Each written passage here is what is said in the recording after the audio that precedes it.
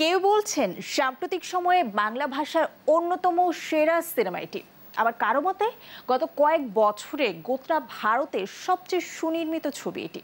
এমন প্রশংসার মানে ভাসছে অঞ্জন দত্ত নির্মিত ও অভিনীত সিনেমা চালচিত্র এখন, যেটা তিনি বানিয়েছেন বিখ্যাত চলচ্চিত্রকার মৃণাল সেনের সঙ্গে তার প্রথম পরিচয় ও কাজের স্মৃতিগুলোর সমন্বয়ে। বিস্তারিত অনামিকা তিথির রিপোর্টে। এই দেখো কোনো কিছু চলছে না। ওটিটি প্ল্যাটফর্ম হইচইতে গেল 10 মে মুক্তি পেয়েছে চালচিত্র এখন। এরপর থেকে কলকাতা, বাংলাদেশ এবং বিশ্বের বিভিন্ন দেশে অবস্থানরত বাঙালিদের কাছ থেকে বিপুল সাড়া পাচ্ছে ছবিটি। বিশেষ করে অঞ্জন দত্ত ও শাওন চক্রবর্তীর অভিনয়ে বিস্মিত সকলে। ছবিটি নিজের অর্থায়নে বানিয়েছেন অঞ্জন। তার বিশ্বাস ছিল ছবিটি দর্শকের ভালো লাগবে। কিংবদন্তি শিল্পীর ভাষ্য, কলকাতার বাইরের জেলাগুলো কিংবা ঢাকা অথবা বিশ্বের অন্যান্য শহরে যেসব বাঙালি আছেন তাদের পক্ষে তো কলকাতায় এসে ছবিটা দেখা সম্ভব নয়। তাদের কথা ভেবে আমরা ছবিটি হইচইতে মুক্তি দিয়েছি।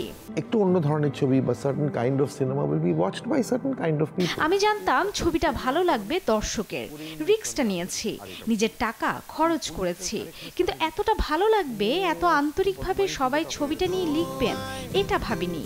এটা বাড়তি পাওনা হয়ে গেছে। এর আগে চালচিত্র নামে একটি ছবি নির্মাণ করেছিলেন মৃণাল সেন।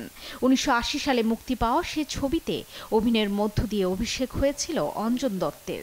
মৃণালের সঙ্গে পরিচয় হওয়া এবং ওই ছবির শুটিংয়ের অভিজ্ঞতাগুলোই চালচিত্র এখনে তুলে ধরেছেন অঞ্জন। এতে মৃণাল সেনের ভূমিকায় আছেন অঞ্জন দত্ত, আর অঞ্জনের ভূমিকা অভিনয় করে তাক লাগিয়েছেন শাওন চক্রবর্তী। এছাড়াও ছবিটিতে রয়েছেন বিদিতা চক্রবর্তী, সুপ্রভাত দাস, সুভাষিস মুখার্জি সহ অনেকে। অনামিকা তিথি, দেশ বিনোদন। পকেট গড়ের মাঠ, তবু স্বপ্ন দেখা যায়।